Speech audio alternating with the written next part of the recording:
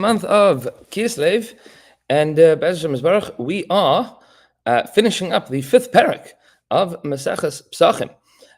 We are holding at the top of Samach Hey Beis, which is our Samach Hey, Samach Hey Amud Beis. We are 3 lines from the top of the page, where the Gemara had told us that Rabbi Yehuda was of the opinion that in dam batal dam, and that's why you'd be able to fill up a cup of all of the blood that was on the bottom of the Beis Hamikdash, the floor of the Beis Hamikdash, and the Kohanim would be able to sprinkle all of that onto the Mizbech at once, in order to ensure that if any blood had been spilt, that there would be at least some dam of every korban that would end up on the Mizbech.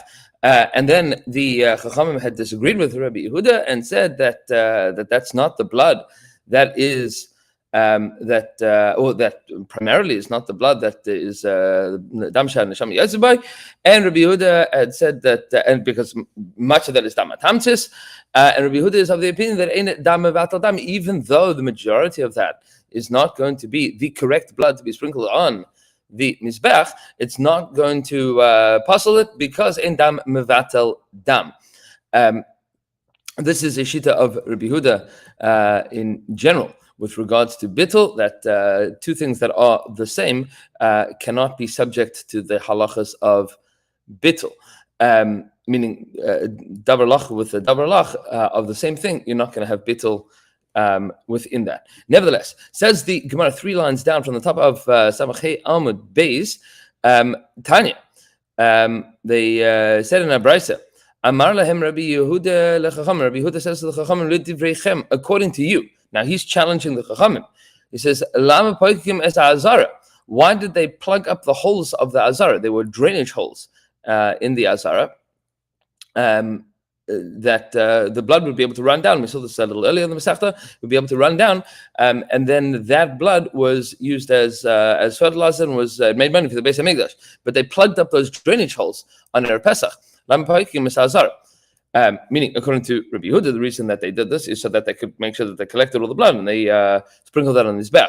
Amrullah, they said to him, Shavachu libnei Aaron sheyelchu ad arkav esem v'dam. It is praiseworthy. Shavach, it's praiseworthy for the sons of Aaron, for the Kohanim, that they walk up to their ankles in blood. There is a Maaseh that once happened on, I think it was an Erev Pesach, the Kosel where Rav Kook met Rav Zonenfeld. Rav Kook and Rav Zonenfeld were at the opposite ends of the political spectrum in Eretz Yisrael, and Rav Zonenfeld looked at Rav Kook and said, by this time next year, you should be wading knee-high in blood. And they looked at him and they said, what are you talking about? So he said, no, that's the Gemara. That's because Rav Kook was a Kohen. So he says, even if we disagree with each other, he's a Kohen. I'm davening that the Beis Hamikdash should be rebuilt and he should be serving it. Nevertheless, asks the Gemara, okay, fine. If they are walking up to their ankles in blood, so but then there's a chatzitza. Then the feet aren't touching the floor; the feet are touching blood, and you need to be walking on the floor of the Beis Hamikdash. Says the Gemara, lachu. No, the blood is liquid, and therefore it does not create a chatzitza. It doesn't create a barrier between the feet and the floor of the Beis Hamikdash. Kidetanya, as we taught in the Brisa, hadam v'hadiyeh v'achile v'hadvash. You have dam, there's blood and ink and milk and honey. Yeveshim, if they are dry, they've hardened, then chatzim, then they create a chatzitza. Lachin, if they are liquid, ein chatzim, they do not create a chatzitza. Vaha kam dvasem anai. Okay, but then their clothes are going to get blood stained. It's going to have dirty big tekuna. Tnan, we have the Tanya according to the Bach, I think. Hayu begadam metush tashim ve'avad. If his garments, if the garments of the Kohen were dirty, and then he did the avodah in the Beis Hamikdash, avodah psula, then the avodah is going to be possible. So okay, so he's got blood on the bottom of his coat. He's not going to be able to do the avodah. And maybe you want to tell me that you lifted up the Kohanim would lift up their garments so that they didn't get bloodstained. Vatanya, we have a brayso that says midoi bad. The pasuk describing the big day Kohanim says midoi bad. He has to have a linen tunic. Midoi ke midasai. It has to be made to measure, tailor made for each Kohen. That it shouldn't be too short and it shouldn't be too long. You can't roll it up. It has to cover exactly. Says the Gemara, no, but no, he could lift them up when he's doing when he's carrying the Evarim to the ramp. That's not an avodah. That's just schlepping something inside of the Beis Hamikdash. It's a beautiful thing to do, but it's not part of the avodah. It doesn't require that the big day kahuna should be rolled all the way down. Says Veloy, really? That's not true. Vaha midabai kahuna. It requires a kohen to do it, and since it requires a kohen to do avodah, it is an avodah. Meaning, Yishol is not allowed to take the limbs of the animal to the ramp. It needs a kohen. That's part of the process of bringing a kohen. Avodah. V'Tanya, and we have a brayso that says that the kohen has to bring everything to the mizbech. And that includes bringing the limbs to the ramp of the mizbech. Says the Gemara, okay, fine. So he would roll it up when he was carrying the eitzim to the maracha, when he was carrying the wood to the pile on the top of the mizbech, meaning the guys that were schlepping the wood, they would roll up their Says the lava avodah. That's not an avodah. Says the Gemara by Alachas Evarim lekevus v'Alachas dam mia heiche asli. So fine. So the Gemara says, okay, fine. So they did roll it up when they would take the wood to the base from the lishka that had the eitzim to the top of the mizbech. Yeah, but there was blood everywhere. So how would they be able to carry the evarim? And how would they take the blood that they needed to sprinkle on the mizbech? There's blood everywhere. They're going to get dirty, and all of that requires clean clothes, and it's all an avodah. So heichi asli, how would they do it? Says the Gemara, Damaski ha'itz, they built ramps, meaning there were ramps that were built on top of throughout the Beis Hamikdash, meaning certain walkways, and the Kohanim would be able to walk on them and keep their clothes clean.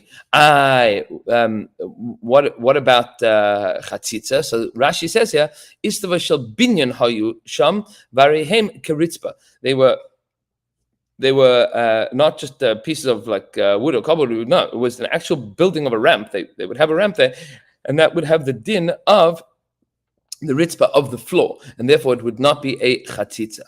Says the Gemara, Ketzad Tolim Afshitin, quoting from the Mishnah, how would they hang up the karbanos and skin them? So the Mishnah said, Karev ha'otzir es emurav.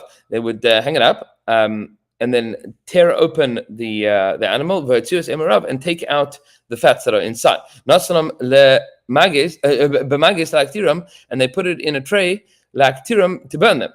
So the implication of the Mishnah is Atahu Gufe have maktilahu. It sounds like the person that tore it open would also be the person that burnt them on the mizbech, but that's not possible. Because he's not a kohen. Meaning, we said that was done by the Baalim, and the Baalim were overwhelmingly Yisraelim. Says the Gemara, no, al gavim mizbech. It's not that he was doing it and then burning it. He put it in the tray so that it would be burnt on the mizbech. Okay. Yatzakash Shona. The first group would go out. They would leave with the karbanos.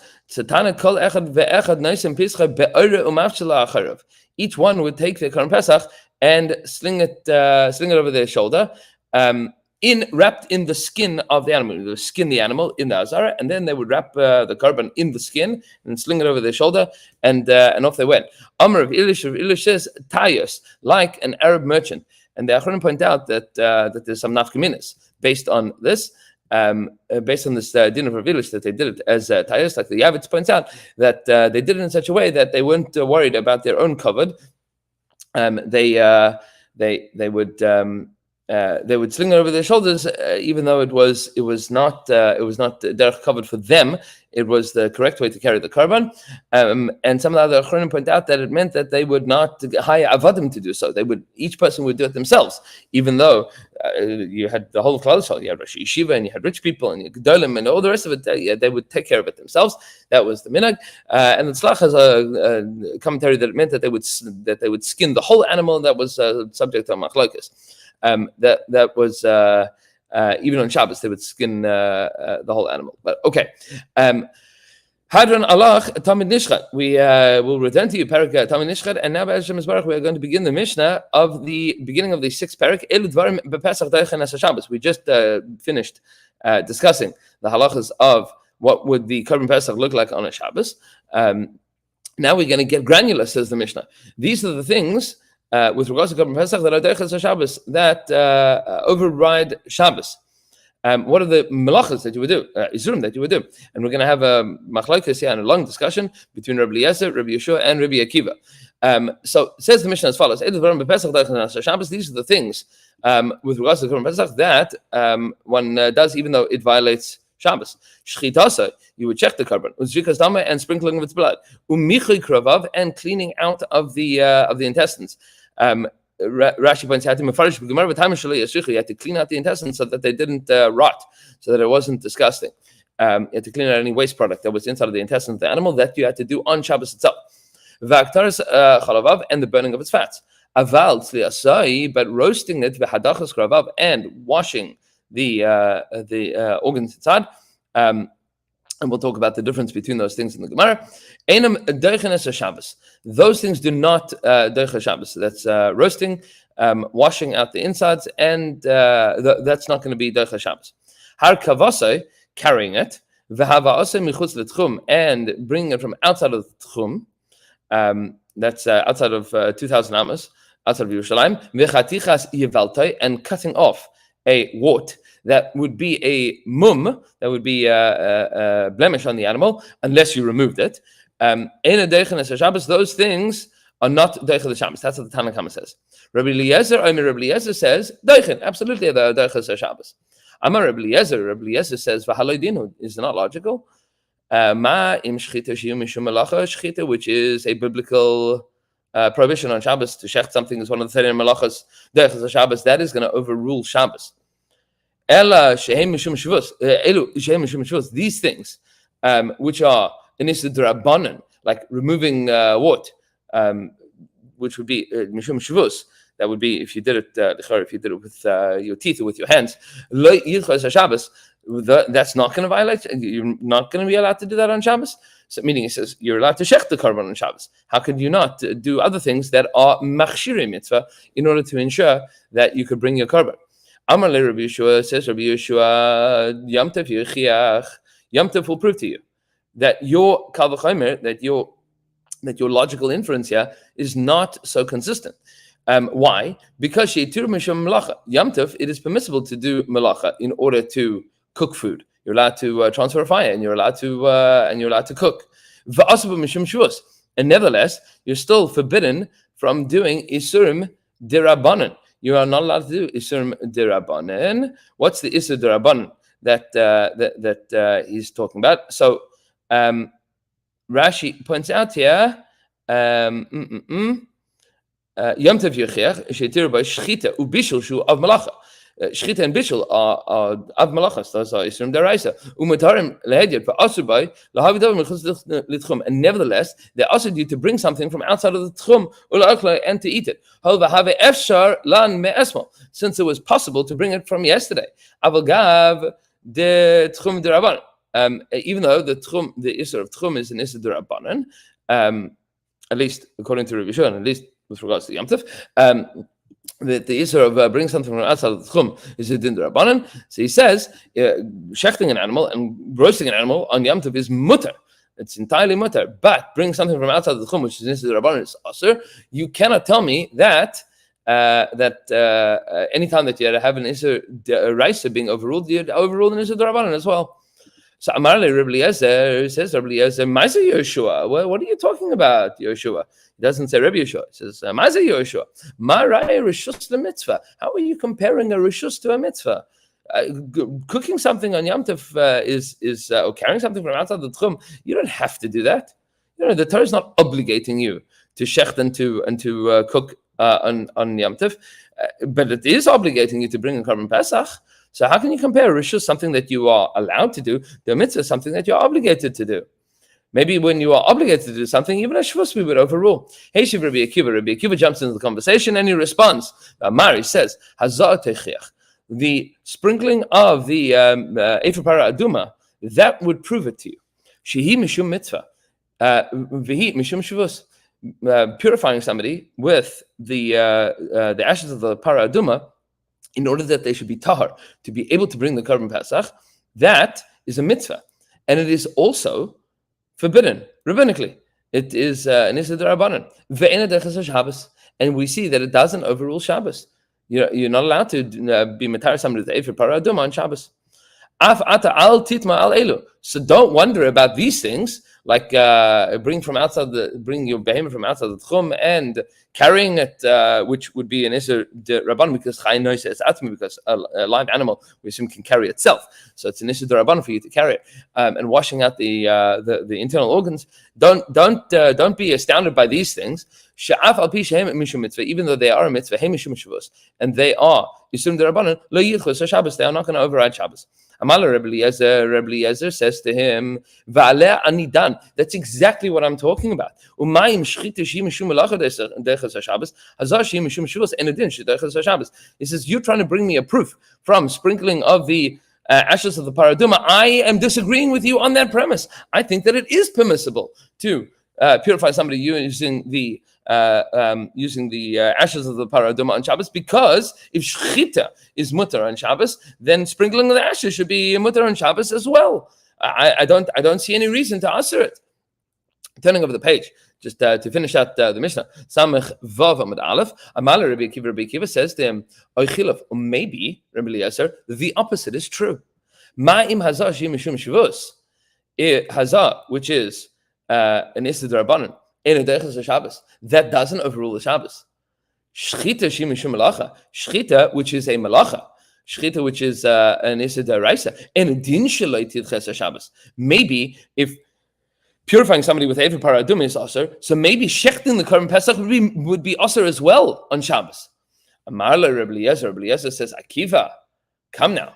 Akiva, the also doesn't give him smicha there. Akiva, now you are uprooting a din in the Torah. The Torah says, that